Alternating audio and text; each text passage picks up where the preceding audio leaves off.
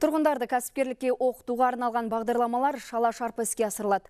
Бұл туралы бүгін орталық коммуникациялар қызметінің брифингінде ұлттық кәсіпкерлік палатасының басқарма төрағасы Абылай Мырзахметов мәлімдеді. Кәсіпкерліктің алғышарттарын үйрететін бағдарламаларды облыстық кәсіпкерлікті дамыту басқармалары жүргізеді. Бір ғана мысал, тендер тамыз айында өткізіледі де, желтоқсан айында олар осынша кәсіпкерді оқыттық деп есеп береді.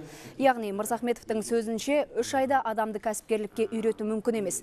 Дұрысы, бизнес ашуға ниеті бар азаматтарды тәжірибе жүзінде үйрету керек.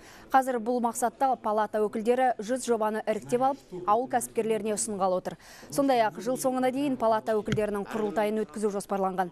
Ұлттық кәсіпкерлер палатасы сондай-ақ жолдауда айтылған міндеттерді жүзеге асыру үшін арнайы стратегия түсуді қолға алған. Наурыз айының аяғында біз өзіміздің стратегиямызды өзіміздің алқамызда паш етеміз. Июнь айында біздің ең бірінші ұлттық палатаның съезі болады, құрылтай съезі. Осы съезде өзіміздің 5 жылдық бағдарламамызды кәсіпкерлермен, жан-жақтан сайланып келген кәсіпкерлермен ортаға салып, соны бекітіп, үлкен жұмысқа кірісеміз деп жоспар құрып отырмыз.